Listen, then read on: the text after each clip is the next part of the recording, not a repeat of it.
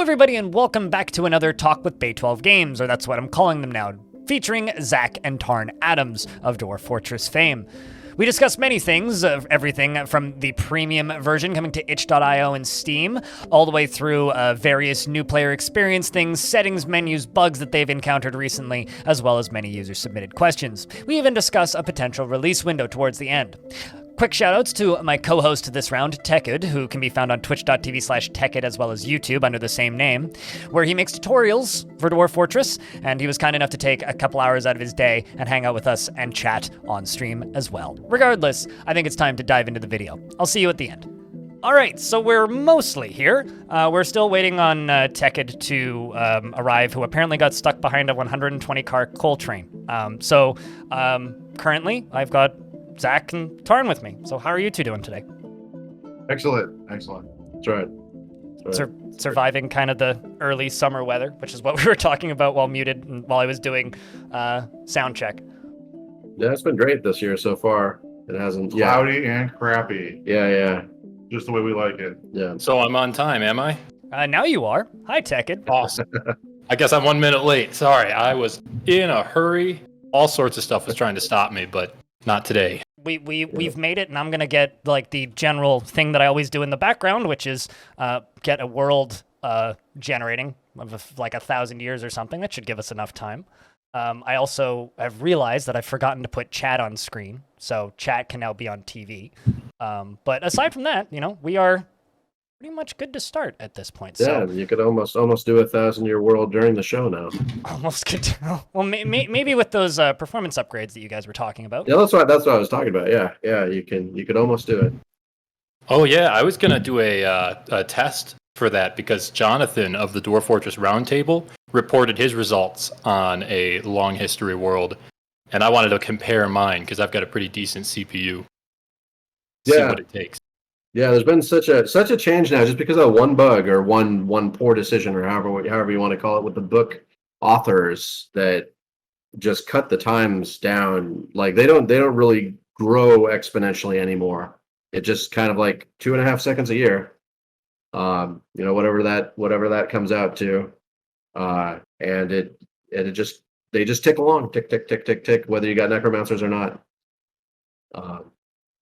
Obviously, the years could go much faster if you have too many necromancers, that it just shoots through to the end. Yeah, I'm sure those exponents are the enemy of any kind of growing simulation. Yeah, so hard to catch them all. But this was so bad. This was just like, let's look through all of history whenever you write a book just to see if you're in it. Yeah, it's just awful. 10,000. Yeah. Just like, how many hundreds and hundreds and hundreds of authors there are. So bad. So, because I completely missed the actual discovery that sped up the world generation so much, aside from like the one post that you two put up on Bay 12 directly, I'm just curious, like, what actually was causing all the slowdown with the books? Like, what was the fix? Yeah, so the difficult thing about books is you have these authors, right? And you've got, when your world generation's gotten on, it's 600,000 events, 700,000 events.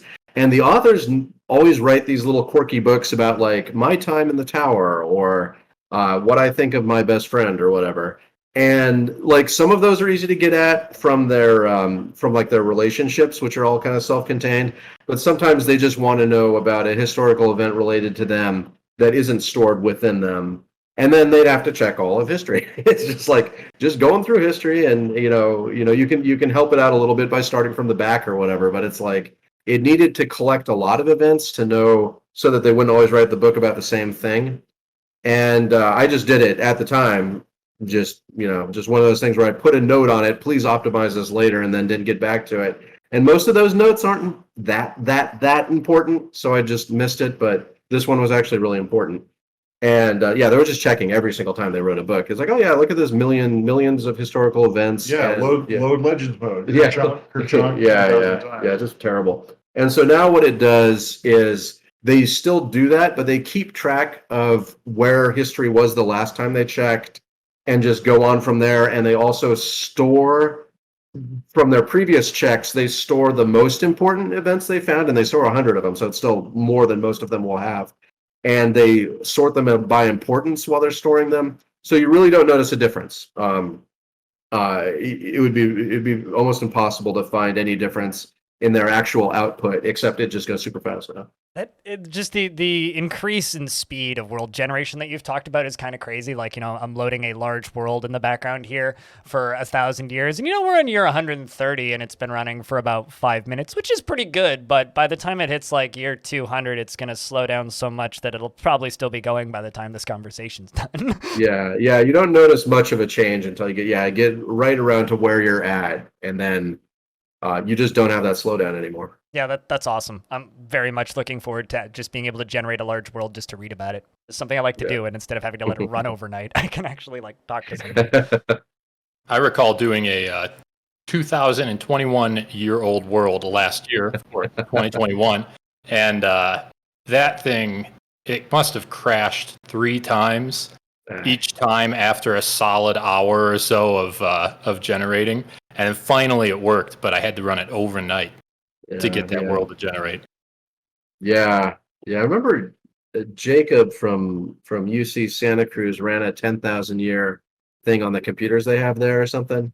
And yeah, I don't remember how long that took. It's just it's not something you're supposed to do with the current version, but now you can, I guess. Yeah, just do it. You have to have memory. Like, that part hasn't changed. You need to have enough memory sitting around to support the events that you're creating, and you need to have, well, obviously hard disk space, and also the patience to save it to the disk. But the actual generation time is now vanished. I managed to generate a world that was 2020 years old, but admittedly that was a pocket-sized world, and it's the only Age of Death world that I've ever managed to generate, which I think is a little bit ironic. It was admittedly a high savagery, pocket-sized world, so I'm not too surprised that there was very few survivors. They can be eaten up. It's even worse now. Now that you can rile up the wilds. But just kind of on the topic of bugs, because I think bugs are fun.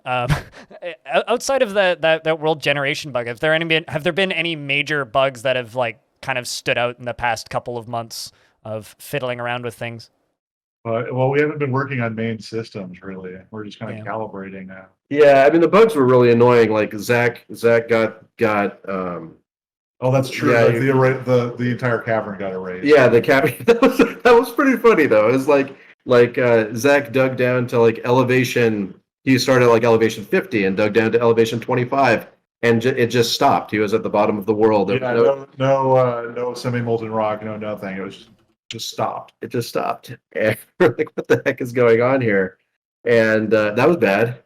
And that was just some little world gen tweak I thought I'd make. Every single time I try and make some little helpful change. It's like, oh yeah, you also lost all the caverns. Sorry.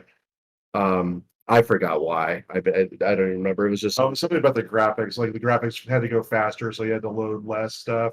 Yeah, like a shortcut, but then it didn't reload. Yeah, I went out of bounds on an array or something, and it wiped the world, half the bottom part of the world off the map or whatever. Yeah, so now we just want to tweak little numbers. Yes. We need to be careful during the last phases here.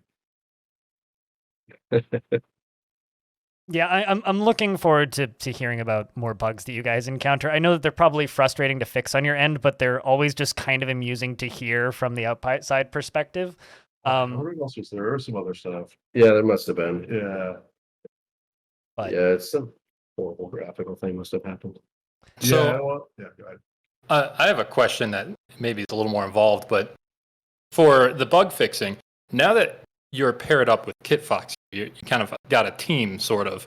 Are there any plans that introduce anyone else to the code to get more hands bug fixing for you in the future? Maybe not immediately. Yeah, that would be a post-release thing. It's something we've talked about, though. Yeah, we don't really know. Like the release is going to open a lot of doors. It looks like, right? And then I don't have to be so paranoid about the code and that kind of thing.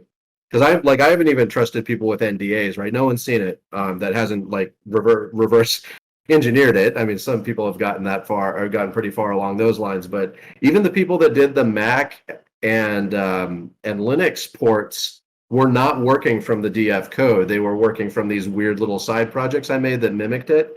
I mean, those people were heroes. They're able to accomplish that without the game, right?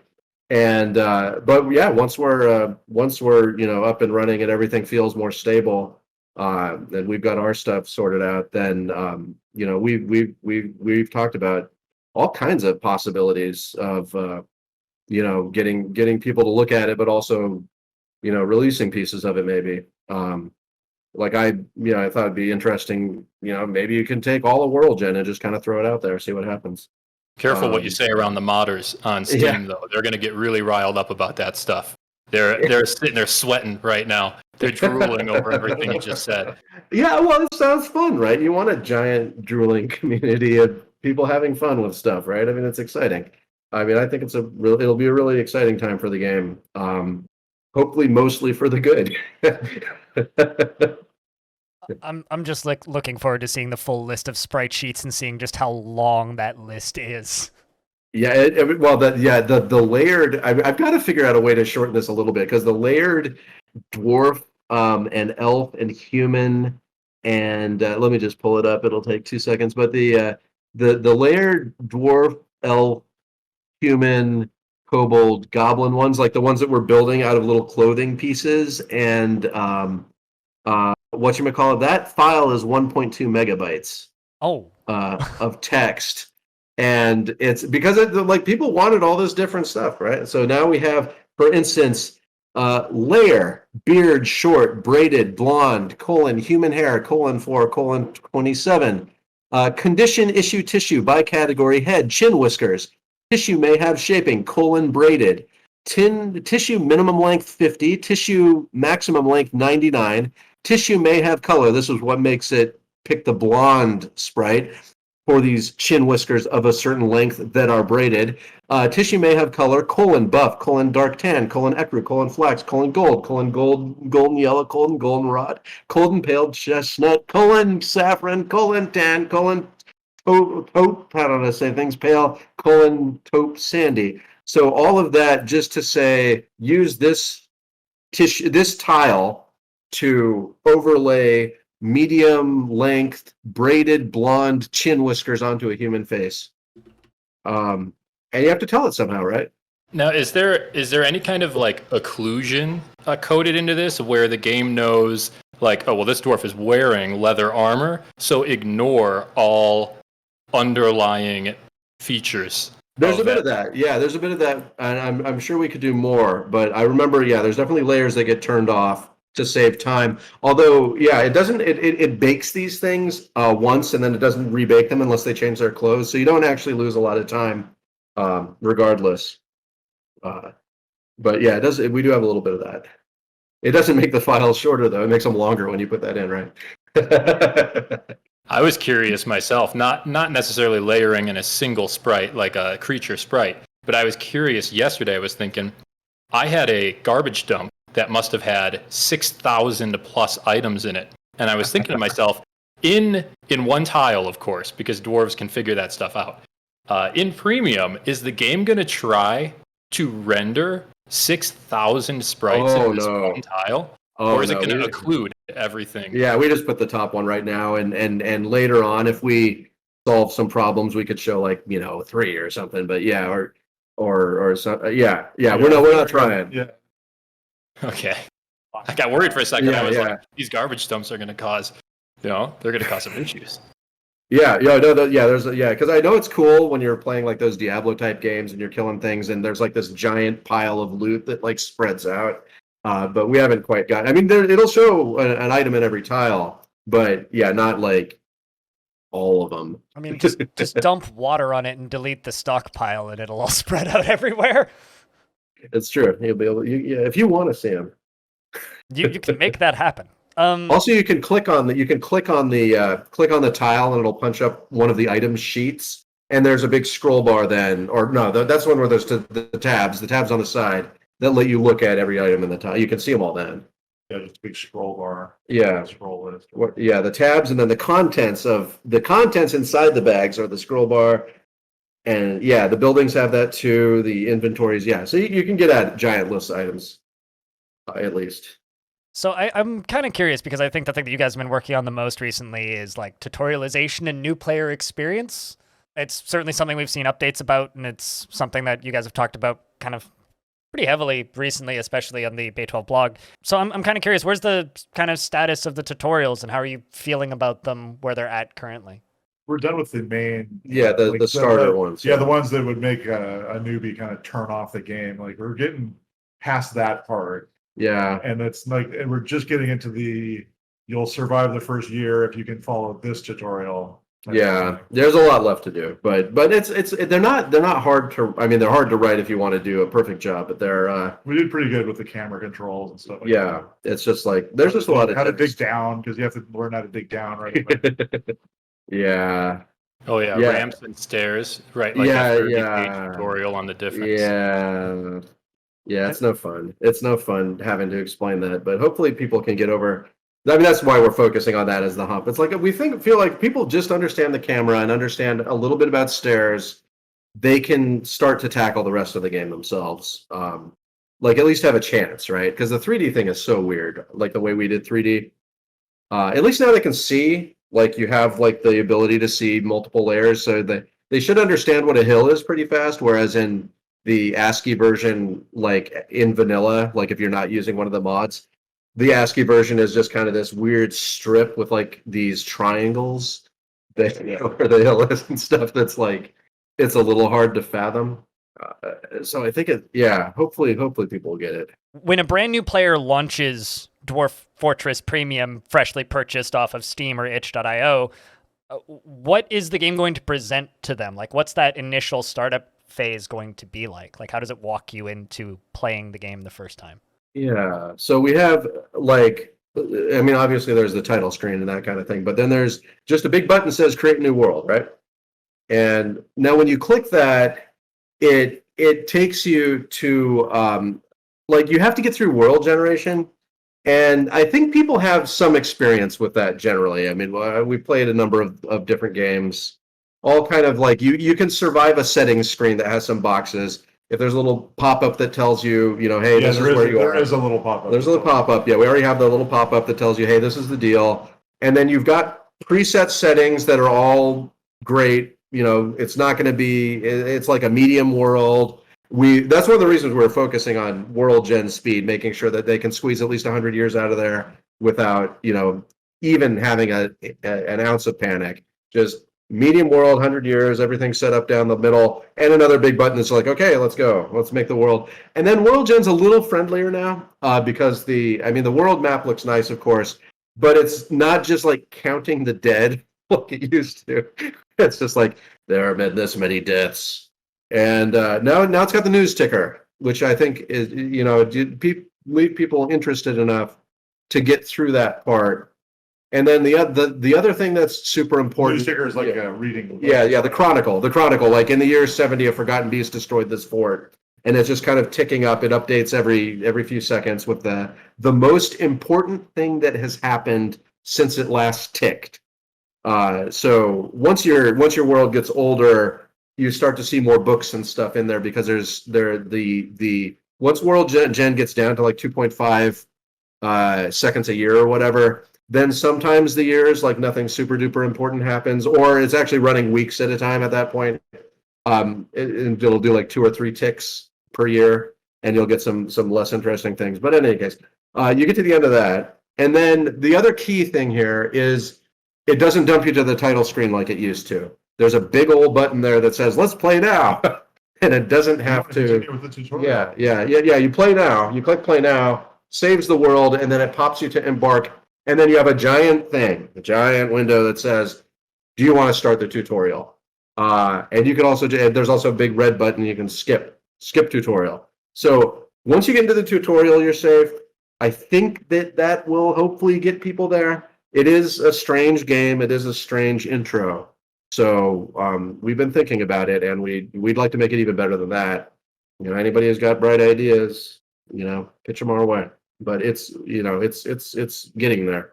So, but before I started talking there, I feel like I kind of stumbled over Tekkuds. So, if you had something you wanted to say, go ahead. Oh, it's pretty much the same thing. I was just going to ask if, if the learning curve in the past for Dwarf Fortress had been like just a wall with a moat in front of it, then, now what would you call it? Which is pretty much the same question. It sounds like now the learning curve is a roller coaster that drags you up really far and then might dump you, perhaps, but I'm not sure. We'll see, I guess. Yeah, I mean, go ahead. It is comparable to other games, I think. It is really, people are going to be surprised at how easy Dwarf Fortress actually is to play.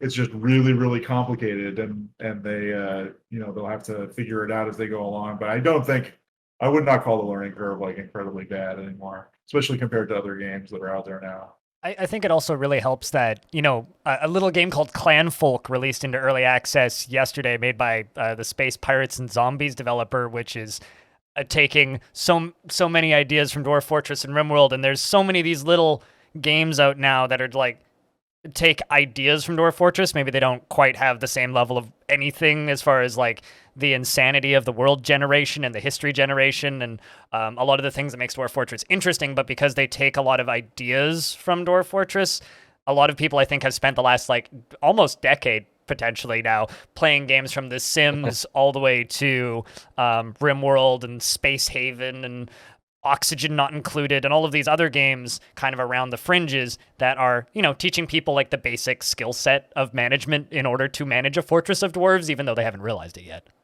Yeah. Just looking at this, it just reminds me again that like the 3D layers is our big thing to overcome. I mean, there's like a few, like Odd Realm, right, that has 3D like slicing and stuff. Odd Realm has the pretty much the same Z level system, except there's only 60. But yeah. So that will hopefully. I mean, The rest of them, they have paved the way. Yeah. So people are not going to get confused by the workshops and all that stuff. But the 3D, but that also sets us apart. So that's pretty good. Yeah, these are nice trees. Nice lighting. I like the lighting in Clan Folk. Like just lists of things that we're not going to be able to support with our weird tile system. Very hard to do lighting with the way I've got things set up. I mean, speaking of a larger project that we might be able to even ponder doing after launch would be trying to get me out of my weird tile setup. Like all the sprites are the same size as the letters because it has to use the same grid that it's using in the ASCII. Yeah, there's so many weird shortcuts I had to take just to keep the engine together that hopefully we'll be able to overcome. So the first kind of user question I have here in my really long document comes in from Amethyst, and they say, can you say hey to my dogs Artemis and Idifex? Or Edifix? Hey, Artemis and Idifex. Yeah, hey Artemis, hey Idifex. We're dog people now. Yeah, we are dog people now. My dog Jojo been brought into the family last year. Although Jojo was bad yesterday. Yes, Jojo's bad. We tried to take Jojo for a walk at the park, and Jojo is a pandemic hound who isn't completely socialized and was barking at little children and stuff. Although I don't know why they're afraid because Jojo is 7.5 pounds and like a foot long. Yeah, Jojo is a tiny little potato of a dog. Full grown. Full grown. Is she a puppy? Is she a puppy? Will be a puppy for entirety of her life. So this next one is kind of existential almost, but how much do you... So this comes in from Toast, and they say, how much do you expect the community to grow after the Steam release? And if it gets exponentially larger, how would your approach to the forums change? I mean, I do expect the community to grow, of course. And I don't know, I don't know how the proportions work in a couple of ways. I don't know how many people are active in general, and then how many people move from Steam forums, which are like a whole thing on their own, right? Who move to external forums, right? And so I think it's going to be really hard to say. I think the first week might be absolutely bonkers. If there's I don't even know what's going to happen to the forum if 2,000 or 3,000 people decide to sign up or something on the same day. It's never happened before. We've never had any number remotely like that, but maybe that won't even happen because so few people even think to look for forums. Like forums are kind of a thing of the past in a lot of ways, right? I mean, people think about Discords, they think about Reddits, the subreddits, they think about looking for, I don't know, an Instagram account or a TikTok or something. I don't know what people are doing these days, and wikis, people go on the wiki. I'm sure the wiki will be an exciting place to live. And so, yeah, hard to say. What's going to happen there? We have had new influxes of people before, and it's been okay. But yeah, we'll definitely have to roll with some punches initially, though, I think. I imagine that KitFox also has to think about this too, because their Discord server is probably going to get a good boost. Yeah, I mean, yeah, it's like you have to moderate those things, and they have moderators, and I don't know what it's like. I've seen those Twitch streams where the comments move so fast that you can't even read what's there, and it's like there's a whole culture around that. Yeah, I've been on a lot of game Discords, yeah. Big game Discords, but I usually go on like late at night on the Pacific coast, so it's pretty dead. So I don't know like how many people actually talk on the Discords. It doesn't seem like it's an overwhelming amount. Yeah. So I mean, if it's not scrolling so fast that you can't interact, it should be fine. Tekkud, you can take this next one on the doc that I have highlighted if you want. Yes, this one, I have personal interest in this question, submitted by Urist McCommentator, who I'm a partner in crime with. Do you follow or know about the annual Dwarf Fortress Gladiator tournament on Reddit? And do you plan on revisiting arena mode in the future? Yeah, I've seen it. I've seen artwork that's come out of that. I usually don't follow the brackets well enough to know exactly what happens. But yeah. So we are in the in-between world on arena mode. Like with a lot of things, it's obviously easier to update than adventure mode. So it's just completely unknown. Like adventure mode at this point, given like the community polls and stuff like that, we're probably leaning toward doing that as like a post-release thing. Yeah. Arena mode, yeesh. I mean, can we just do it in a week, right? I mean, it seems like we could just do it in a week, but some crap always happens. So that's probably where we're at. Plus, that's some menus and Yeah, scroll bars that it's the thing. Yeah, the thing is like I've been kind of cursing myself for adding like that big weather menu that it has, right? Because it's like why? Because that's obviously not what most people care about. But there's a thing. I have to Well, I'm not going to say it. I have to. I have to. Yeah, it's like I have to, and we have to bug the artists probably for a picture of a burning arena or something, right? For the Inferno setting. It's that kind of thing where it's like I'm going to take a stab at it, and we'll see if we get it. Hopefully we can get it far enough where we can let a modder place a creature and see if it drops dead, right? That's the number one purpose of the arena is, I think. Yeah, arena mode really feels to me like something that it doesn't necessarily contribute directly to the gameplay experience of Dwarf Fortress. Like people aren't jumping on Dwarf Fortress like, oh yeah, tonight I'm gonna play some arena mode, But it's a major tool for people who are trying to contribute to community projects and stuff. Even I jumped into arena mode for the first time ever. Never clicked on that menu item before when I was trying to write in my Black Widows and my Golden Orb Weaver spiders, and I was testing the people. The spider people and stuff, and I actually found that they weigh quite a bit more than they're supposed to, I think. But yeah, I just arena mode. Besides the obvious like gladiator tournament, which uses arena mode as a part of its functioning, arena mode probably gets used heavily by people trying to mod the game. Yeah, and us too. I mean, that's the reason we put it in there because we had all those animals and. We test everything that we put in the game as like animals and stuff. We throw them in the arena mode first. Same way, same exact thing. So yeah. No, it's like this is not a discussion about a feature getting cut. This is just a discussion about the first release, and we'd still like to get it in there. I mean, this is just me talking, but I think we should just be able to activate it in the background, even if it's broken and buggy. But Yeah. Sometimes the It's black, just the black, it's the interface, yeah. right? Sometimes there's nothing on the screen, and then that button is a source of consternation for the average player. so Even if you put like beta and giant words on it or something, broken, do not click. Yeah, broken. Do not click. People are like, huh? What did I just buy? Yeah. On the topic of things getting kind of broken, this question comes in from an anonymous user, and they say, how far out are we from Zach resuming Let's Play videos?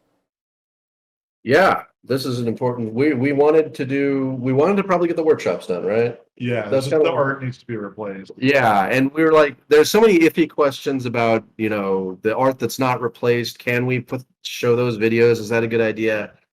I think a lot of the team is leaning And towards using it. we're just gonna we're leaning toward we're pretty much at the point where we can start doing videos again.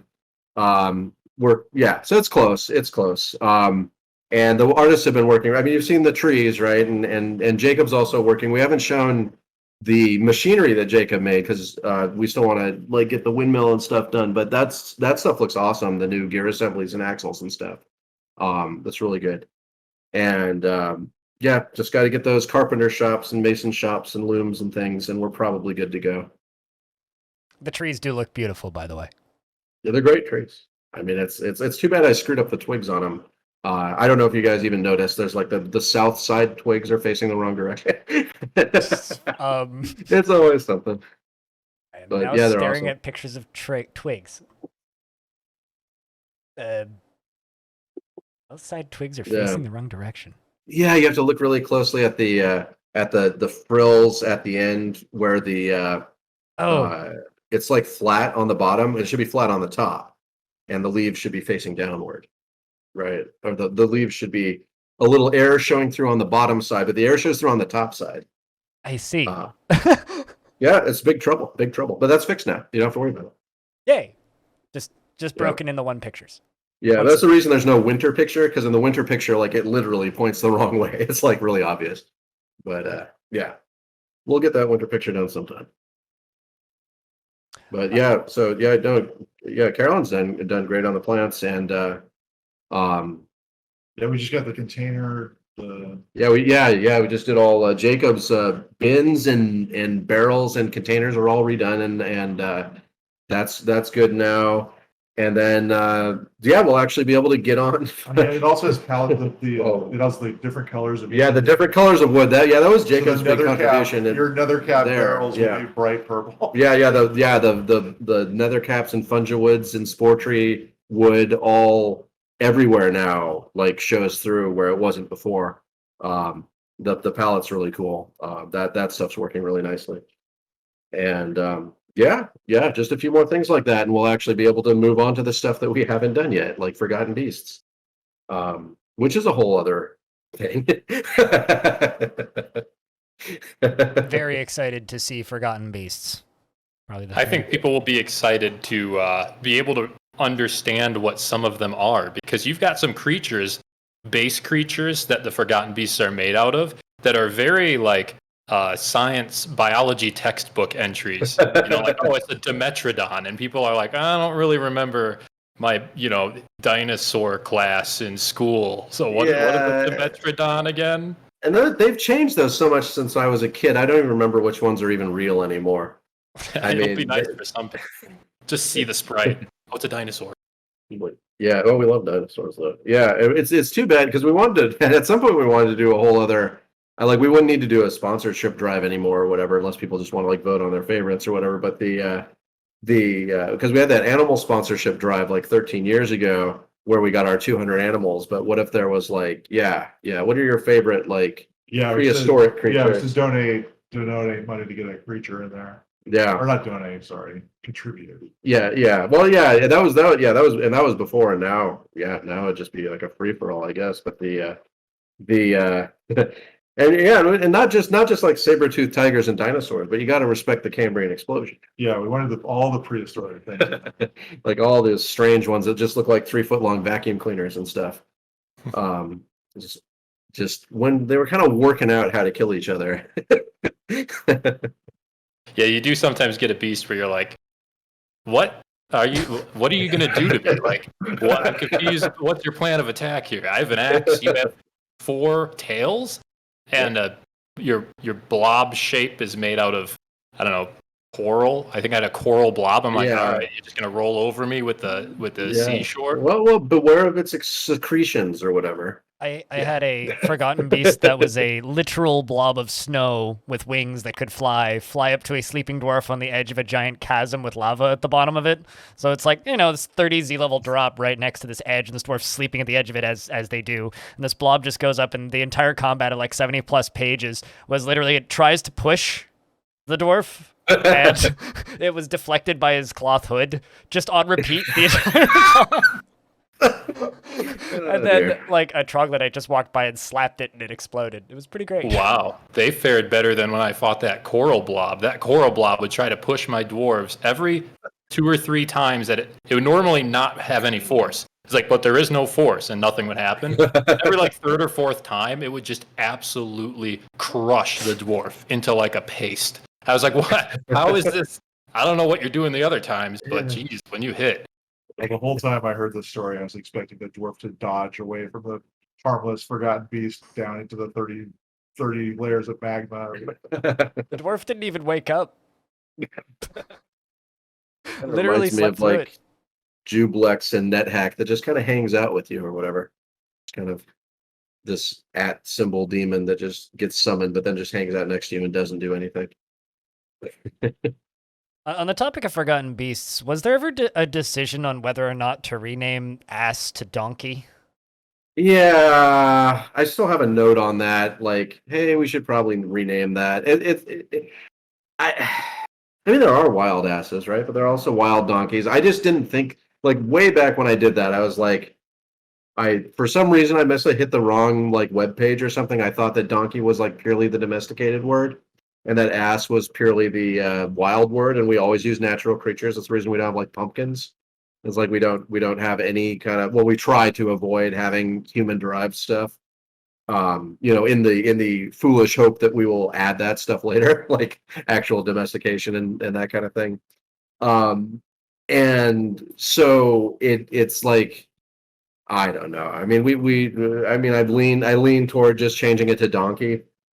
But is that like taking candy away from the babies that are having fun with the ass? We can't be asked to do it. Yeah, well, maybe we can't be asked to do it. I don't know. The unintended comedy of a were-ass is just never gonna get old. Yeah, no, it's such a I mean, it's like on the one hand, it's a really difficult decision. On the other hand, if we forget to do it, that's also fine. I feel like it's definitely one of those things where you have a giggle about it for a while, but I'm pretty sure everyone just falls into the regular, like, I know what it means.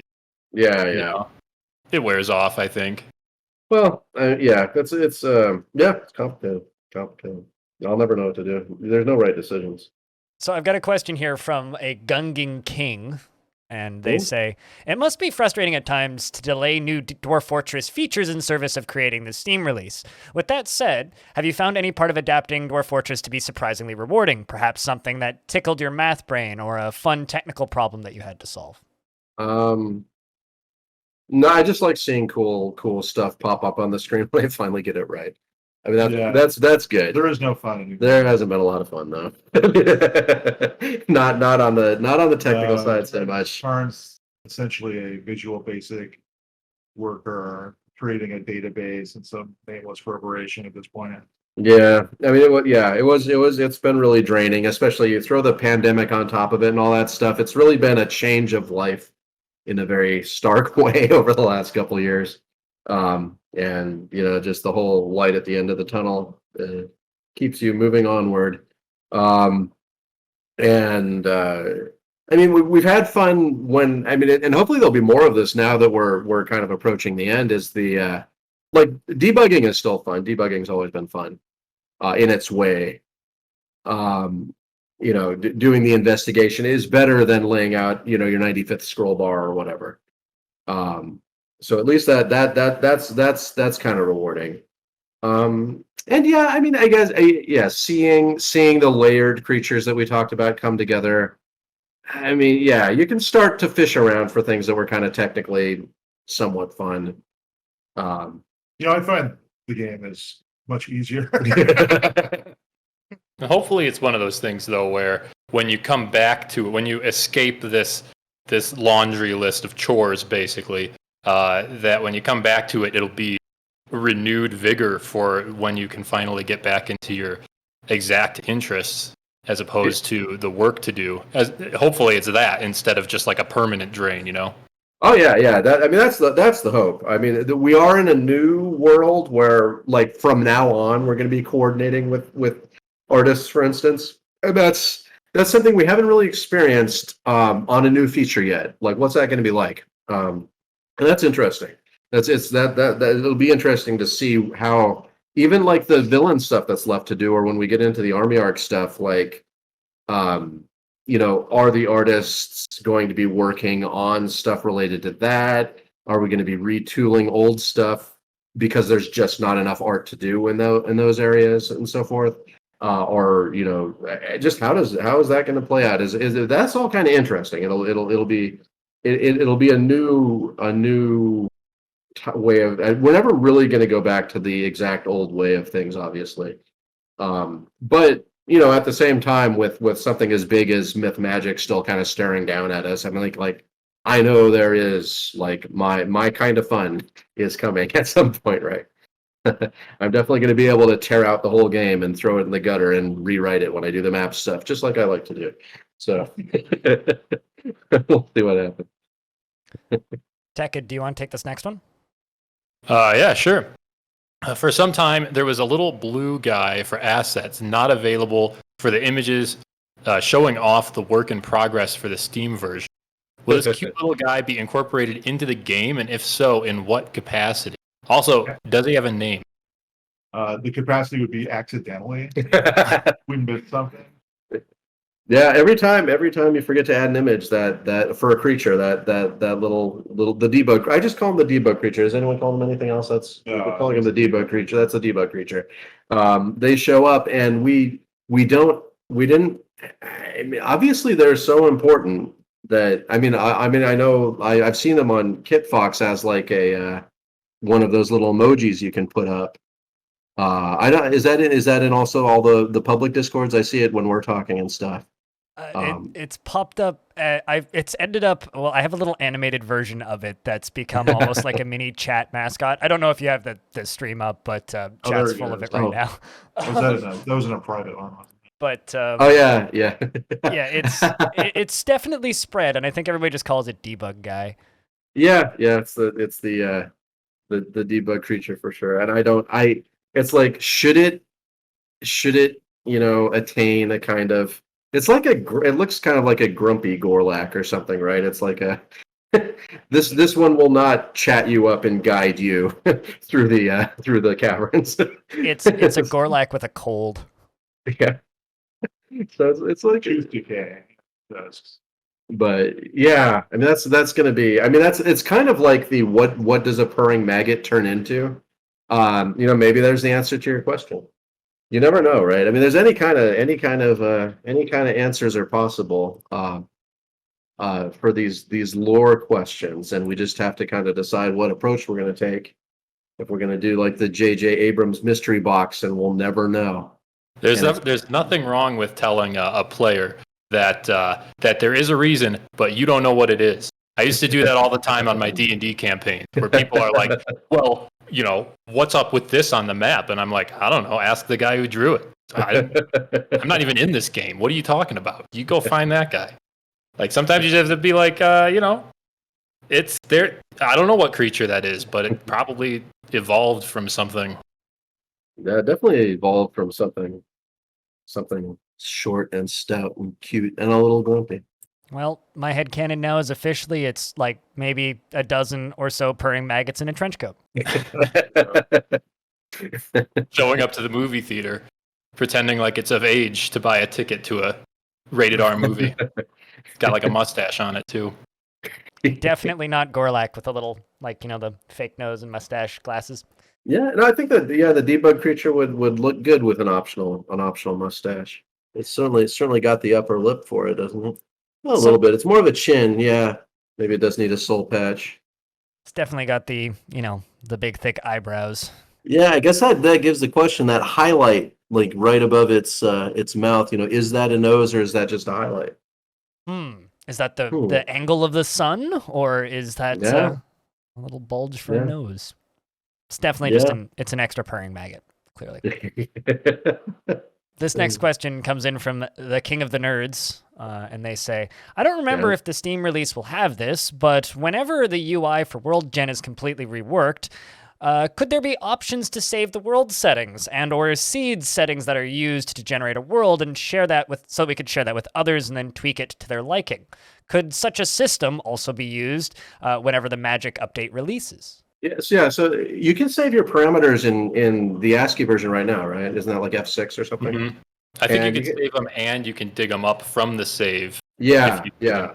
Yeah. So that, yeah, I'd expect that. I mean, I don't remember right now because all of these kind of things, I always forget if they're on my immediate to-do list or my to-did list. And so, but you should expect that kind of thing. Sure, yeah.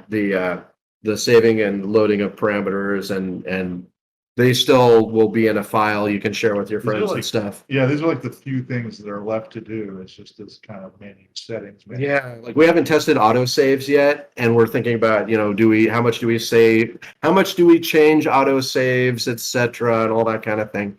Yeah, so these surrounding questions don't all have answers yet, but they're going to be answered shortly. And then the person mentioned in the question like myth magic stuff, and that's a whole other thing. We've talked about that quite a bit on Future of the Fortress over the years. The ideas there that the myth generation is paired with this idea of editors and all of the middle grounds in between. So you could situate, some specific things that you like into a generated world, or you can half designate things. You're like, I want a lot of fire stuff, and then it can give you a lot of fire stuff. It should be able to deliver. And you've got specific types of creatures you want, specific types of magic you'd like to exclude. Like, I really hate teleportation, just not a fan. Then stick 0 in that one or whatever, and then it won't happen.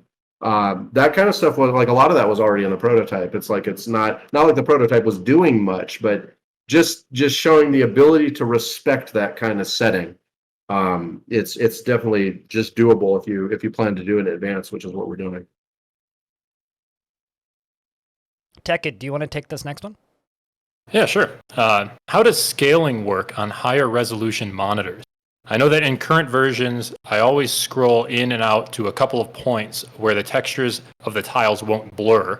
I guess this has something to do with scaling, but not sure about this. Submitted by Joe the Dutchman. Yeah, so we have some issues there, like the mouse wheel that you used to be able to use to zoom in and out, proved to be too difficult for my small brain for the tiles. So you have the tiles as they are, the 32 by 32 tiles. However, interface elements are a different creature entirely, and that's where people mostly have been running into trouble testing it out. Is like, I can't read this text, or I'd like the text to be a little bigger. That's all going to be scalable. And then the question is, can we add some scaling also to the game elements when we put in the support for that, which is going to be, gosh, that's within a week or two or whatever when we're doing that stuff. So yeah, these questions should have answers soon. I definitely expect UI scaling for people especially with people with the giant monitors, the big 4K monitor things and stuff. We already have like some respect for those in terms of like where your interface elements are, making sure the elevation bar does not slice the screen in half, which is what it is currently doing. And then, but just getting those resized so that the text is legible, and the menus are nice and big enough to click without worrying about it. The scroll bars are grabbable and all that kind of thing.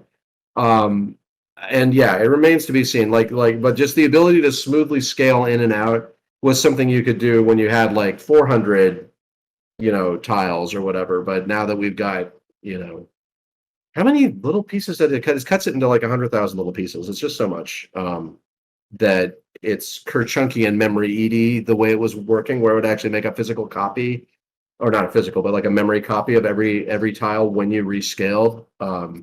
Just not working out. So, Nah. When we get the thing ported to some kind of quad system where all that stuff comes for free, we'll be very happy. But this is not where we're at. So this next question I have comes from a brand new question asker who I've never heard of before, named Clino Dev. They say, are the smiley faces for morale in the top bar placeholder or final art? Several people on Reddit have noted they are a bit jarring and out of theme with the rest. Yeah, we saw that. We saw the comment. They've been drawn twice now, and I guess we can admit we didn't think about them so very super carefully. That I imagine one of the two complaints I saw was, people obviously want to slap a beard on them, right, or something, and probably make them look less rainbowy and more miserable or something. I don't know. It's a UI element, not a game graphic, so it hasn't bothered me personally that much. So whether they get changed or not, easiest thing to mod in the world. I'm sure maybe if it's the #1 mod download, maybe that'll be fine too. But it's the kind of thing that in the new system you can just swap in and out. Just here's the coordinates for your tile. Everything out there in the text files and stuff for people to mess with. I expect, however it turns out, you all be able to become happy people, happier than the red unhappy face. Hopefully most people are happier than the red unhappy face. Yeah, that's a pretty bad place to be in. It's just me on a Monday. Or fighting. Tekkud, do you want to take this next one? Oh yeah, here we go. From Humus Bender. Anyway, the screenshots / videos we've seen so far look wonderful, but they do have an inconsistent color palette. It's especially noticeable with the darkest black. In the underground areas, the unexplored caverns is a nice dark gray with a hint of purple, while the menu backgrounds are a duller and equally dark gray. Jarringly, some shading / pixel lines and things like the opening of an open hatch look nearly pitch black. Is this just a sign of work in progress, or is the color correction / remastering planned before release? Is a color correction / remastering planned? Yeah, some of this stuff is changing as the artists get to it. And there was also a complaint about contrast when we were using 48 by 4 RGB 48 48 48. I don't know what the hex code is, but that was the 0 to 255 numeric code for it. We were using that for the menu background, and then we changed that to 28 28 28 so people could read it better. But the menu background's different from the underground background, which we still need to redraw. So I'm not sure what's going to end up happening there. There's going to be changes to that, but you have to couple all of this with the. I'm sure some of you have seen this, right? When you look at the older screenshots, if you use like the fill tool on the blank backgrounds, you can see like old text and old outlines of like tiles and stuff. There's like these weird ghost images, right? There's tons of ghost images and so forth. That was because of an SDL setting that I had to find. Took me a while to find it. It should be fixed now, but only in the very most recent screenshots. And that could have been doing who knows what to all of the dark colors. So I think some of the concerns here are going to be addressed, and I think some of them are probably too artistically literate for me to understand, and I won't have noticed. But the artists coming through have been pretty careful about palettes and things. So the new items that come in are all in the same palette. The darks are all the same darks, and we haven't. The new artists have not touched like environmental stuff like walls and the cavern background. They haven't even touched that stuff yet. So that's actually the last thing that they need to redo. Yeah, Jacob and Carolyn, they're not racing to get there, but that's kind of like someone's going to finish buildings, someone's going to finish plants, and then they either both or one of them starts in on just redoing a few of the walls and a few of the caverns, and then the art updating is complete. So this is a question I'm just going to pull from chat, which I don't generally do, but I think that this is kind of an interesting one, which is, will there be a colorblind mode?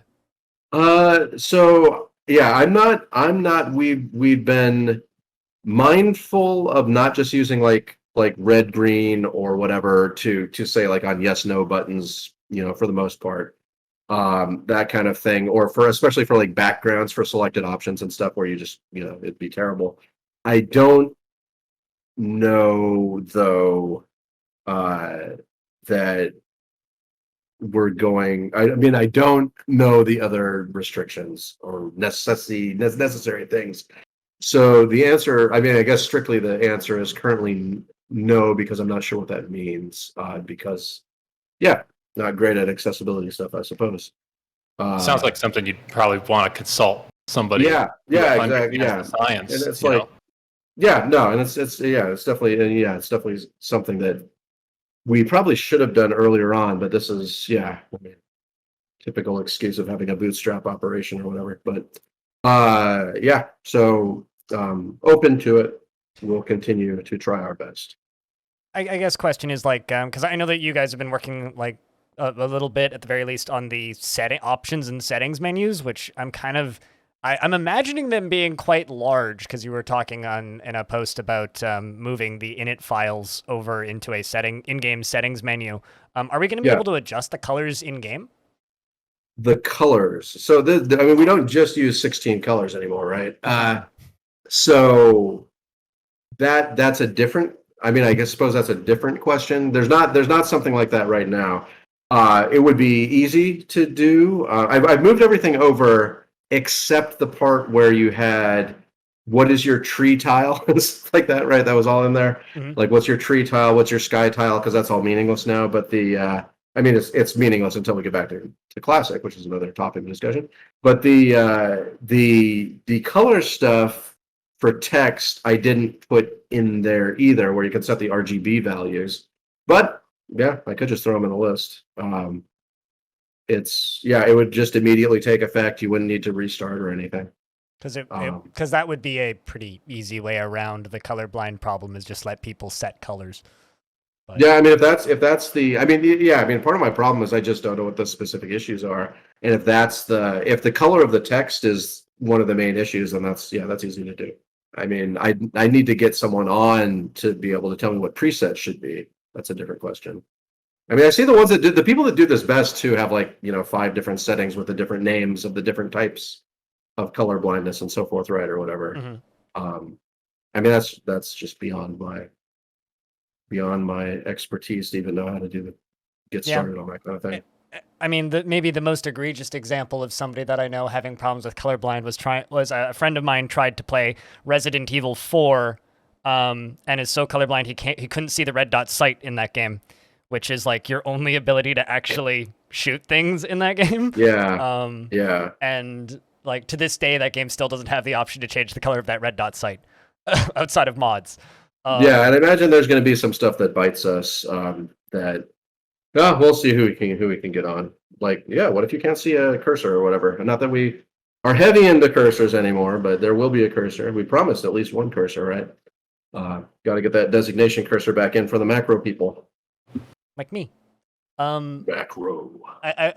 Another question comes in from an anonymous user, and they say, following the Steam release, you have mentioned returning to villains and investigations and villains and the investigations component, which you deem to be incomplete. Could you please elaborate on what that entails? Well, so before we switched gears to the Steam stuff, I'm just going to mess up the years and stuff because of the pandemic, but it was like March 2020 or something. Endless March, was that Endless March? That's around the time we switched to the Steam release too, right? And at that time, we made that announcement saying that, first of all, we kind of just told Tanya and KitFox, because we signed that contract back in like November 2018 or something. We're like, oh, by the way, we're not going to work on this for a year. We got to do this villain release, which was, not, that's why we're where we're at now.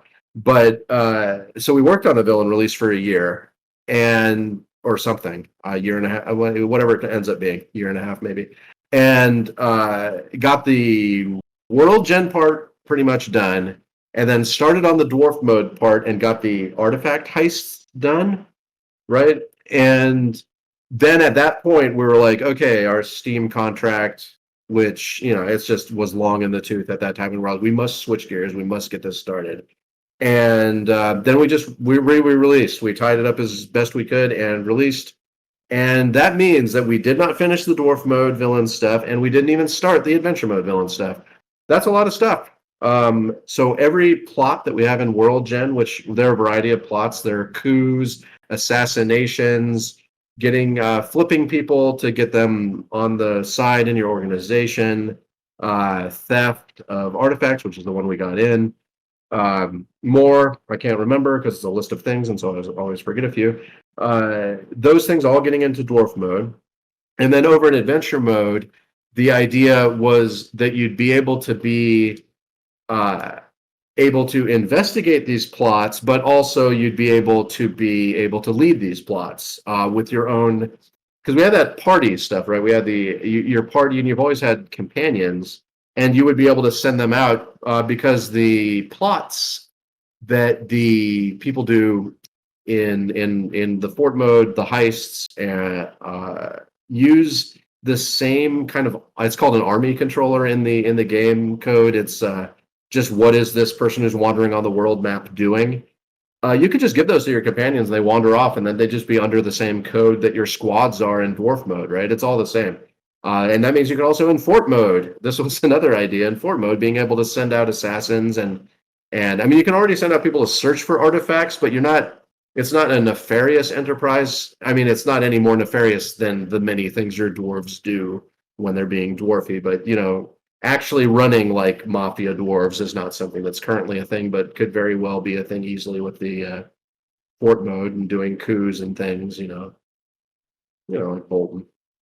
That's something I'm extremely interested in, which if we have time, there's some questions in the category that I might sneak that into about future stuff and politics in Dwarf Fortress, whether they be literal government politics or like sects and cults and criminal organization politics. Very interesting. Oh yeah. I mean, you can dive into that right now if you want, Tekkud. I mean, I guess so. It's just that those questions were so far down on the list, you know? True. But anyway, I actually wanted to ask at some point. It seems like several people have kind of touched on this stuff.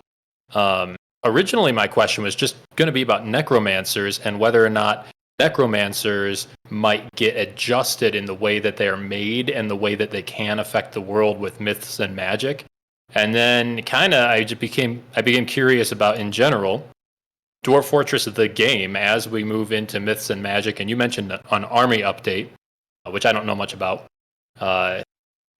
Is there going to be a big change to the sort of overarching world politics and geopolitics of a Dwarf Fortress world? Is that going to become part of the game? Yeah. So there's lots of parts to this. The basic flow, I guess probably the best way to talk about it, maybe just the basic flow of what we've already planned to add and when we plan to add it. So the villains and stuff adds just a bit of flavor along those lines with some of these hidden organizations and so forth in the coups and things, but they don't actually change like government organization, how it's organized. You can replace a king, but you don't have like suddenly like a council ruling or something like that, right? So not a big change. And it doesn't really talk about what the people think about it, that kind of thing. So you get through that, and then you get to the army arc, which is you don't know a lot about it. We don't know that much about it either. We have our notes, but basically we just wanted to get the pieces moving there in fort mode and adventure mode, having some political stuff there has been promised in terms of the adventurer, for instance, being able to marshal an army, which implies certain things about what their position is. But that's meant to be pretty bare bones because of what we need to get to. So once you get to that, we had the kind of this difficult decision to make, which is like there's the Myth Magic release, and part of the Myth Magic release is the big map rewrite that needs to happen. And then the other big thing that we wanted to do was starting scenarios is kind of what we initially called the release, which is like, why is your fort here? What is the purpose of this fort? How does it relate to the larger civilization? How does it relate to the world? Is it a religious sect that fled for some reason? Is it a prison colony? Is it just like how it feels more now? It's sort of an unofficially sanctioned settlement expansion into unsettled by dwarves territory. Vaguely promised some kind of barony if they do well, that kind of thing. And also potentially the new home of the monarch, which it seems like you're guaranteed that if you do really well. That thing, like specifying what that means, and then that release idea turned into this whole entity rewrite release, which is figuring out, what are laws and what are government structures, and can we get, nomadic groups in the game, all of that kind of thing. So there's this was also in tension with back in 2007 or something. I don't remember when, the whole caravan arc thing. I've lost the year of when we were initially working on that, because we want the economy is a big important thing too, because we used to have it in the game, then we got rid of it. And so that the point of the entity rewrite partially was to make the economy have a much stronger footing. So all of those things go together, and then you just throw boats in there because boats are fun. So all of those things, those four things, the current order is not really fully decided, except that we're doing Myth and Magic first because it's a fantasy game and we want to do some cool crap, and then do the entity rewrite, and then the economy and boats can fight. And maybe boats are just part of the economy because they always are, because water transport is so cheap. Mm-hmm. And that, so yeah. So, I mean, that probably is a yes answer to a lot of your questions, like typical with Dwarf Fortress, but also will be very old people. Yeah, because something, with Dwarf Fortress, obviously there's a ton of density in the game. There's obviously tons of complexity. Everybody knows that about Dwarf Fortress.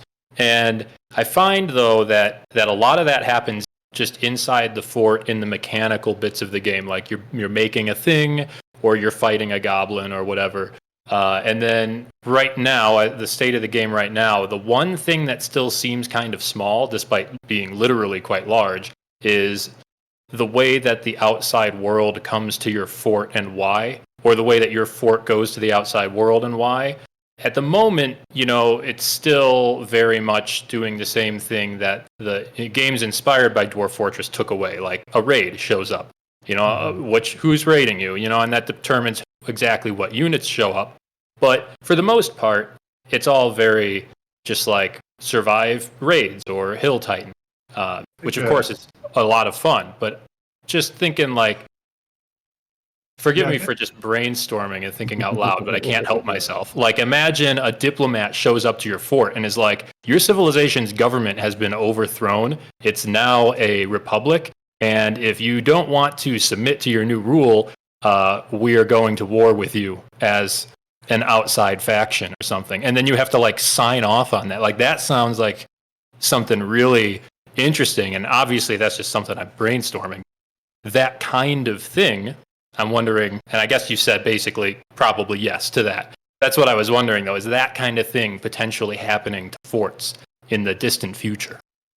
I think that kind of thing is probably, it's not exactly that kind of thing, but yeah, the ideas like that are coming sooner with the army arc, because the army arc and the villain arc kind of touch each other in that way, where there's leaders that have plans and will have armies and that kind of thing. Yeah, because the raids you mentioned, right? They step up now. They have triggers. I just put those into the difficulty settings and stuff or whatever. Like these triggers, like it's a tower defense game practically.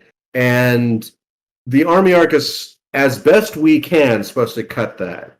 We'd like to cut that and just have it be the world as you relate to it. Now that doesn't get all the way into the political stuff, of course. And we've teased or put our finger into that stuff when you're allowed to reject your elevation to a barony, right? And that was kind of meant to give us a pathway toward conflict with your own civilization. And that's the kind of thing that the starting scenarios will start to enable or put you in that position in the beginning. Like if you wanted to be a rebel faction in the beginning, you would be able to just select that option. And that entails all kinds of extra information and structures and moving parts, which is exactly the kind of thing you want, right? Oh yeah. And so it's it's all coming in pieces, and hopefully we practically got it on a timeline now, even if the timeline is taking us to 2032, a year which I'm sure will be very healthy for everybody. Everything's Right now we're working on button. and yes, Scroll bar. gets This thing out there. it'll get out there. Yeah. I just want to be able to stop wars once they've started. Yeah, that's not the hardest thing in the world to do. Just take all these This- artifact socks and go away. Yeah, well, that part you have. They just, I mean, because did we Yeah, I don't know if you- did we log that? Yeah, I think We that must was have logged logged. that. The The parlay armies the can be parlay- turned away. The parlay works. Yeah, the parlay works. I don't know if it works if you deny them and they come again. I don't know if they'll listen to you, but Yeah, or even if you give them stuff, does the No, war that works. stop? Does the That war works. actually stop? yeah, Or do they just come Does the again war- after the more? question is, did the war start? So you can just give before the war starts, you can give them all your stuff and they want to attack you.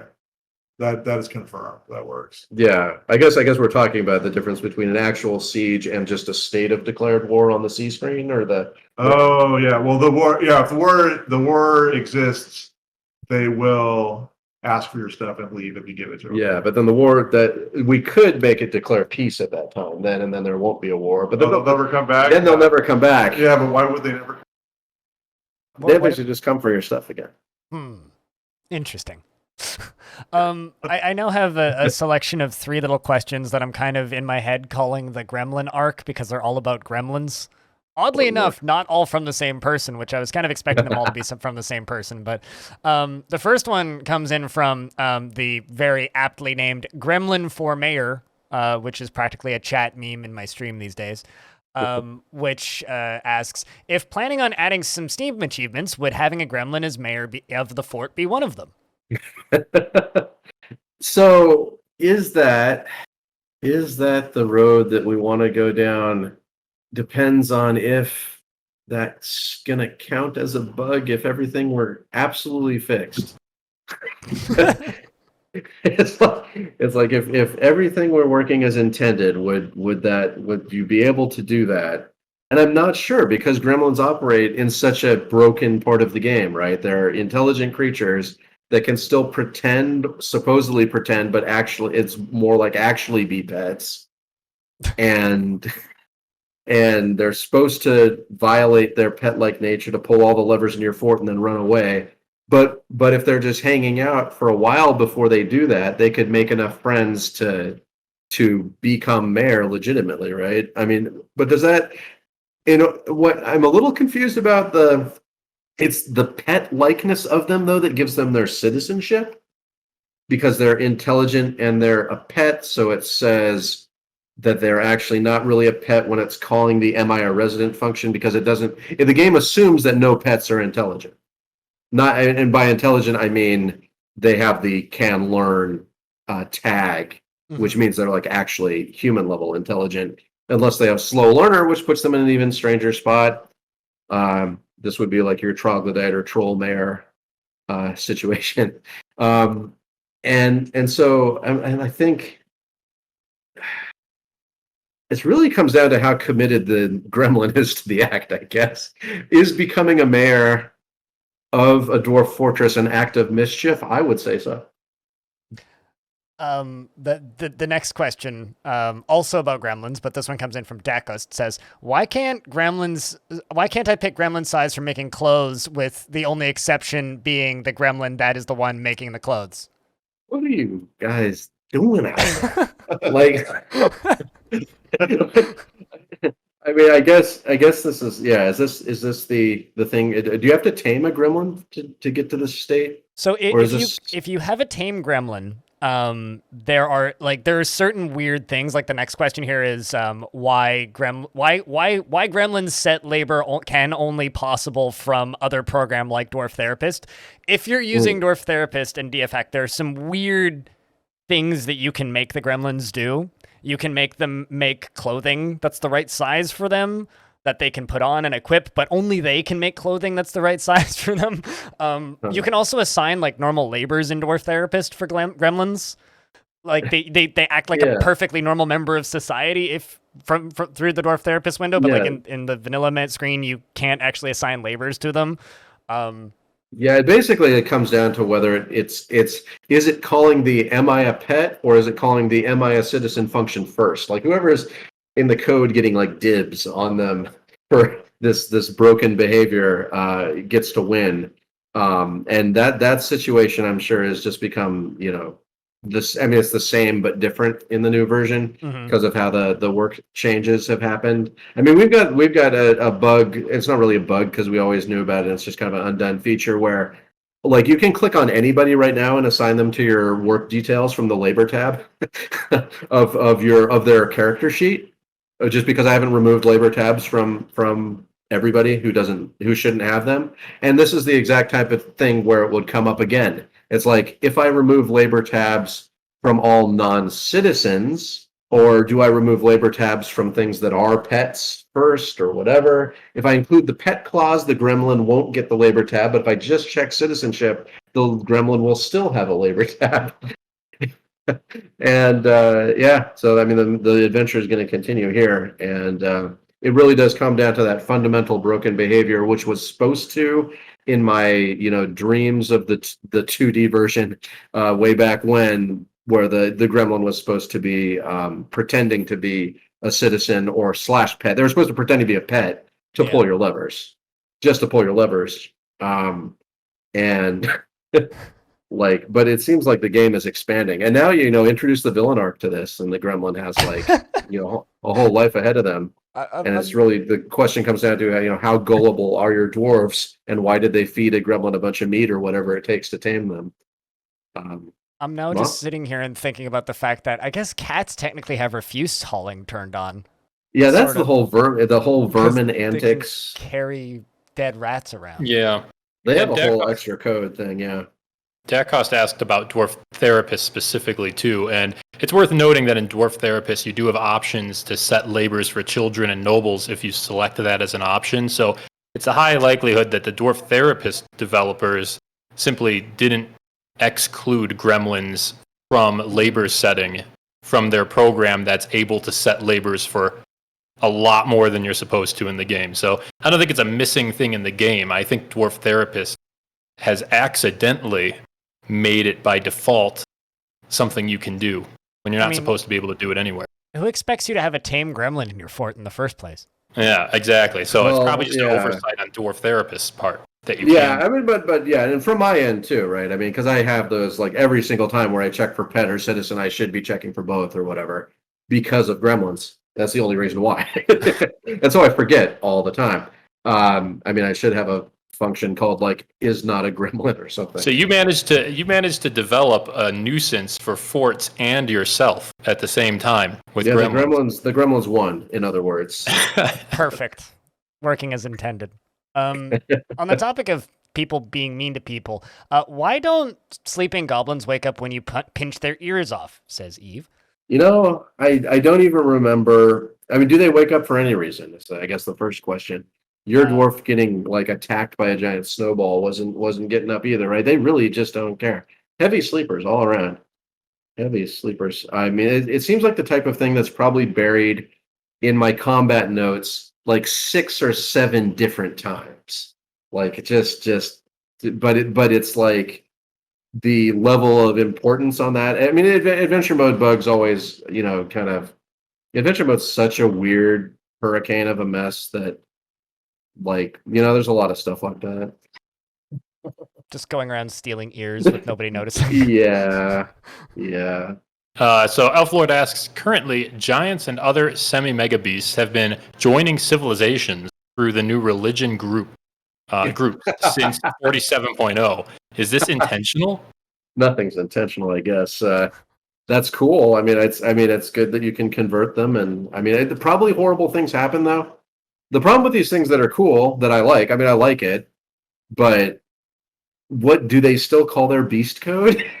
do they still like, I'm leaving this village where I've been taken in, and I'm worshiping the god of wealth or whatever, and now I'm going to go devour the sheep in the next town over. My And is there a favorite- safeguard so they don't call it on their own community? I don't know. The one interaction I've really witnessed with this is if they join a religion, like how if dwarves are part of a religion and they go out, they can get like titles associated with that. Yeah, I've seen giants with like religious titles. Well, I mean, if they must be long lived, right? So they're more likely than a human anyway to become like the holy raindrop or whatever of the given religion. Maybe even become giant pope someday. I think it's kind of awesome, personally. Yeah, I mean, I'm 100% for that, especially because they're. I mean, they are. It's not like it's a Hydra or something, right? Yeah. Although, if you tell me the Hydras do it, there would be no surprise here. There'd be no surprise at all. But if it's just the ones like the intelligent creatures, but yeah, I think that's pretty cool. What I'd prefer, of course, is to have the mechanics a little more detailed. Since when have I not? But I'd like more detailed conversion mechanics so we can see exactly how the giants were converted. Because I'm not sure. I mean,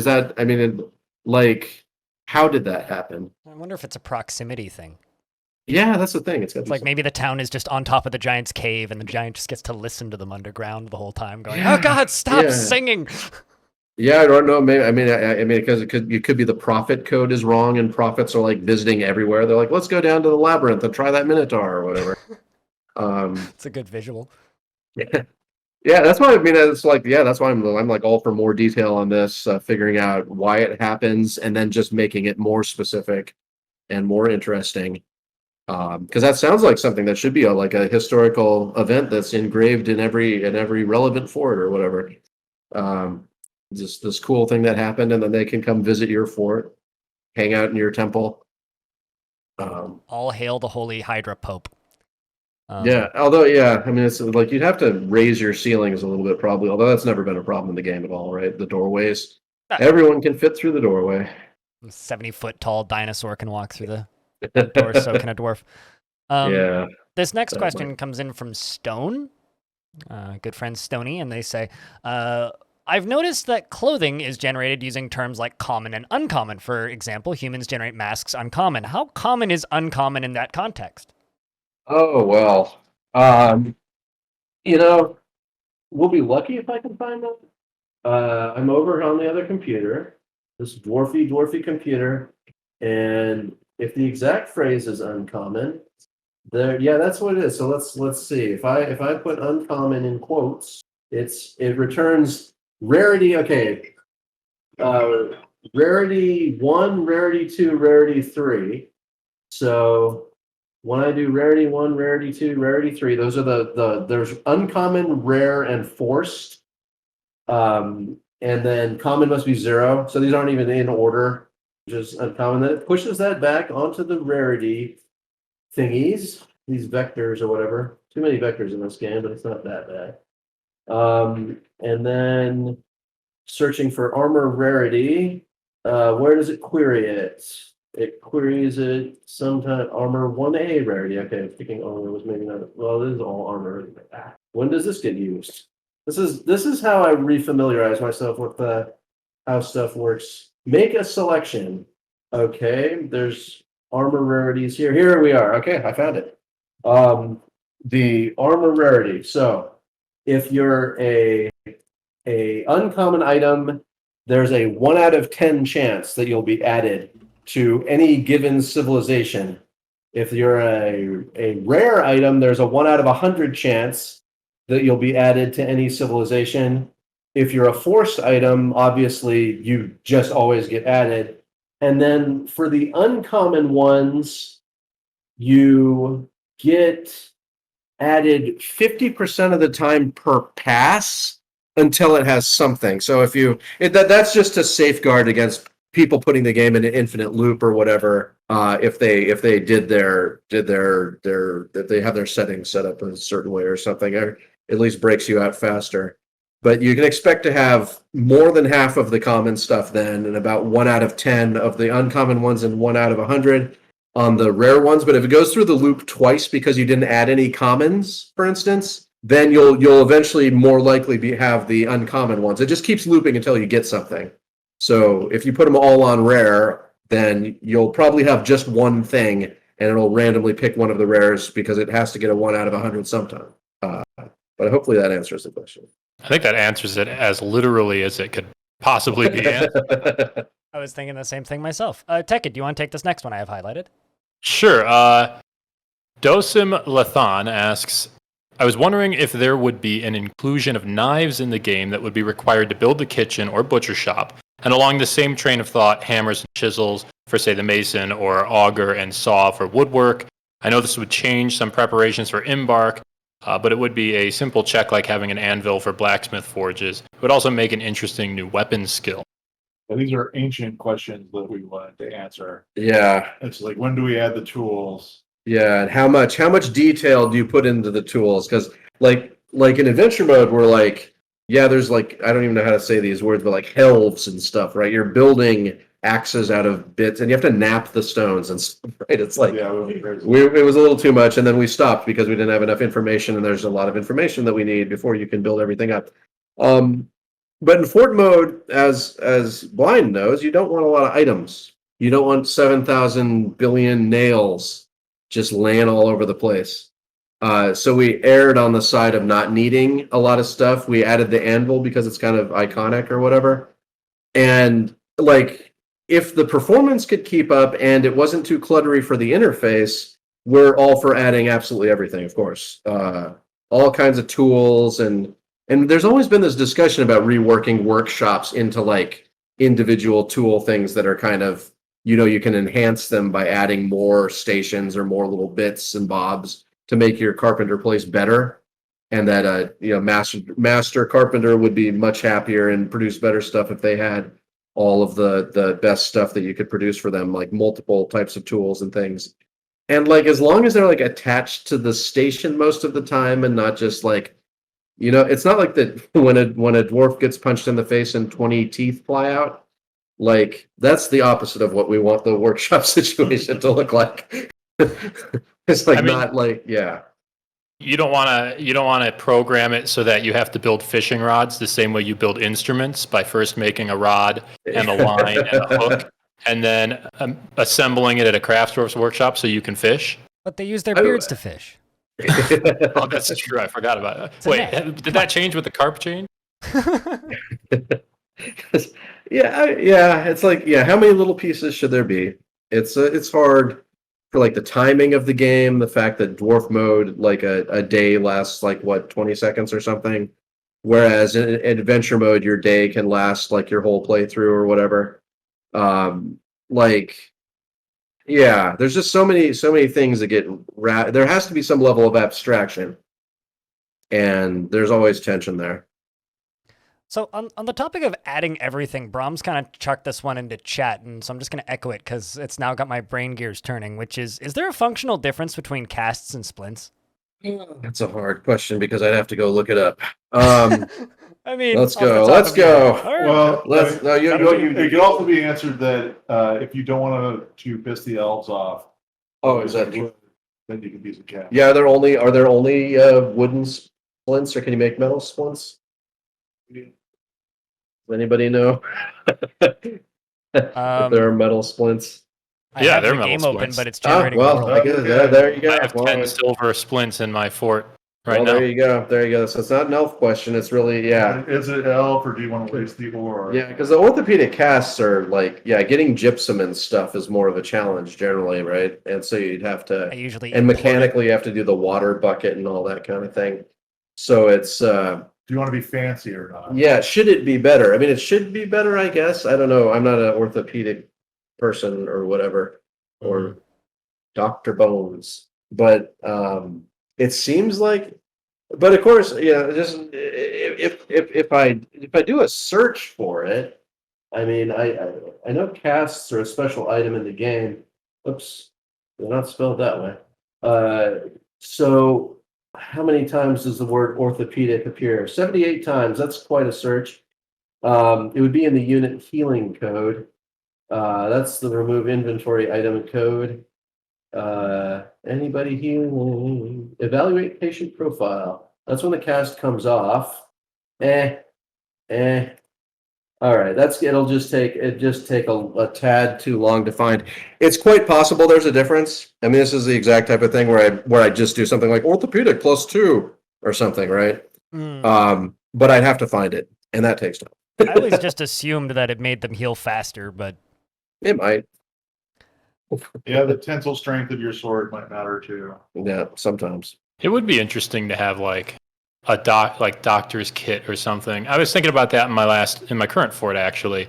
That's something that it could make a big difference for dwarves. Like silver stuff, less likely to infect you than whatever. But that's just me thinking out loud again. I think my brain storming is getting out of control here. Well, and there's so many medical advancements that you can make in your library without them actually being implemented, right? So someday it'll all come together, and the fortress will have water clocks. Nice. Looking forward to water clocks. I'm going to take this next one from Sino Evil, and they say, considering you've been spending the last couple of years overhauling the UI and squishing bugs, etc., it seems that you've revisited quite a lot of the code. Would you say that you're more confident and prepared for what's next because of it? Thinking of myths and magic and the map rewrite here, but feel free to answer as you like. Well, I mean, it's always like that. You're always kind of looking at stuff, random stuff, churning through it and then forgetting bits because parts don't fit in the head anymore and get ejected. And it's just like what we were just doing, right? I've like twice now I've went over and just consulted the game. And I'm fairly good at searching for things that I want to find. And I think the fact that we did just do a whole overhaul, certainly the broad structure of the game is as fresh as it's been in my head for a decade. And that's possibly handy. Certainly going over all of the embark stuff again, all the site finder stuff again has made me think about how map rewrites and stuff might work. And I think so. So I think there's been some benefit, but I'm not sure what was ejected from the brain to derive that benefit. So yeah, might be a wash. Tekkud, do you want to take Sure. the next one? Volio says, I feel like that's pronounced completely different. Anyway, I don't recall if this has been answered before, but the map rewrite and myth gen, with the map rewrite and myth gen, will we get landform creatures like cosmic turtles? And if yes, how do you plan on modeling them as in their shape? So it's funny because one of the iconic images I have on my or like not iconic because I haven't shown it to people, but more archetypical images I have on this tablet that I just drew a bunch of landforms. One of them is a world sitting on the back of a tortoise, and the notes have like replacing the magma with hitting a turtle shell and then being able to mine it and having blood geysers and stuff. I was just about to say that in the cavern, the third caverns level would just be turtle guts. Yeah, and so it's like lots of food but more earthquakes. So it's that got dark really fast. Yeah, well they tend to, yes. But it's so the trick then of course is figuring out, how do you show the world map now? How do you generate the landforms? And this is stuff, I mean, I've just been plotting this for not years continuously, but just writing down some new thoughts about how I might, fractally set this up, might set it up with some larger level guides and other like blah, blah, blah, distance measure, blah, blah, blah, do this, blah, blah, blah, do this, to generate these kind of maps that can go on for a long, long distance. And, always trying to keep in mind one of the big axioms for the map. Now it's getting in math. I said axiom, but the map rewrite is being able to change anything. So, what if you wanted the turtle to scurry off and disappear and toss the world on its side? like what could we do to even possibly approximate any of that. That just make sure that we're thinking about that kind of stuff. That sounds like a big thing to solve, like a big engineering problem to solve right there. Yeah, it's fun. So the myth and magic is all about. Yeah. This is the fun part. Yeah. Endless problems. The stuff we like working on as opposed to scroll bars. Yeah, no scroll bar. Well, there's going to be some scroll bars, but it's good. I'm going to learn to love scroll bars in moderation. What if I needed to add one menu. It's nice. What if there's a world made out of scroll bars? A meta world. What if there's a meta Dwarf Fortress world where it's made out of all the things we know and love from Dwarf Fortress? Yeah, it's like the like these abstract planes of ideas. I mean, we could have that. Like the deity of knowledge takes you to the abstract plane of ideas. Now it's probably going to be scroll rollers instead of scroll bars, but you'll have some stuff there. I don't know what did people do back then. What's the most meta? I mean, you've got Pythagorean theorems and stuff. You can have a big old triangle. The final written question I have here, it comes in from Crundle Bone Earring, and they say, with Myths and Magic release bringing fully procedurally generated entities, will they use pre-made languages, or will we finally get a language generator? So there is a language generator. I don't know if it's exposed anywhere for the angels, and it's really stupid. I don't remember if it's just a bunch of blah, blah, blah, blah, blah, blah, blah. But yes, hopefully at some point. Now, when is that going to happen? So to generate the languages like I've got now required a few things, and one of them's hard. Like doing like the kind of phonotactic type rule. Like you'll notice if you look at them long enough that the dwarf words all end with consonants, if I recollect, and the elf words don't. They're very much more vowely, and the goblin words like certain harsh consonant clusters and so forth. There's these word generation rules, and then. But the problem is the second part is I would pick them out manually to make sure it didn't say like soda can or something, right? And like you can put in, and obviously there's worse things to consider in that vein. And so you can put checks like that. This is a problem that it's just kind of your responsibility to figure out and solve. And that takes some effort and probably a big old pre-compiled dictionary to check against and all that kind of thing. Which will affect the generation time, but not that much. And then there's the question of like, yeah, but what if I want to make the languages way more interesting and stuff? Actually, I'd like to piggyback off this question. So we were talking about books earlier, like way in the beginning here, and there's a lot of cultural points where you like get exposed to cultural elements of Dwarf Fortress. Books or in languages and stuff like that. And something that is kind of becoming big in mimicking human culture is AI from either art or writing music or writing books. Now, obviously, this is me brainstorming again, but have you been having thoughts of possibly including any kind of AI generator plugin to fill anything in Dwarf Fortress, or is that just not gonna work or not what you want? Well, okay, so yeah, and so if you play like Caves of Cud, for instance, right? They love doing that stuff, right? They've got their book generator and they've done a lot of map generation using stuff like that. And I mean, mostly I'd say I guess it's just not my style.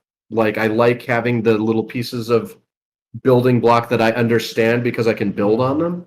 And it feels like when you incorporate AI, that's kind of like the terminal phase of your that's what it does. Yeah, and you can build on that by like post processing, like a post analysis routine, but then you're on a shakier foundation. I mean, this is a discussion that's all like vibes, right? But this is the vibe that I have from the AI stuff.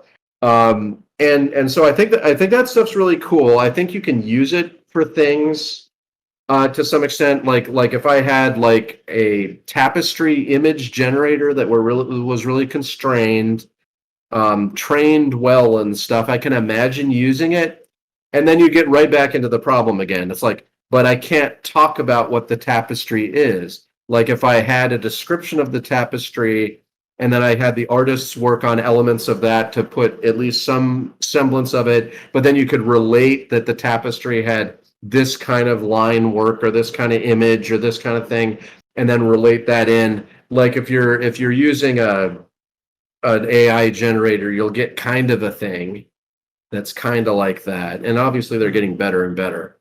But yeah, it feels like I would just be like, it just feels like walking on banana peels in terms of like the future health of the project. Yeah, that makes total sense too. And you're right. It's absolutely there's a flavor to AI. You have to like AI stuff because like you said, once you use it, it's terminal phase. You put the AI in and then you can't do anything else. You're handing it over to the AI. So, but it's just something I have thought up in the past several times. It's why it works. It works so well for Cud because Cud is like a sci-fi, like way in the future, and that the world is filled with weird crap, right? And it's just part of the vibe that, like, even if the book doesn't make sense, and most of them don't, like they're kind of. I don't remember if it's mostly like Markov chain stuff or whatever, but it still works within the universe to have weird crap like that around. Whereas Dwarf Fortress, you expect things more to be like meticulously involved with the actual details of the universe, right?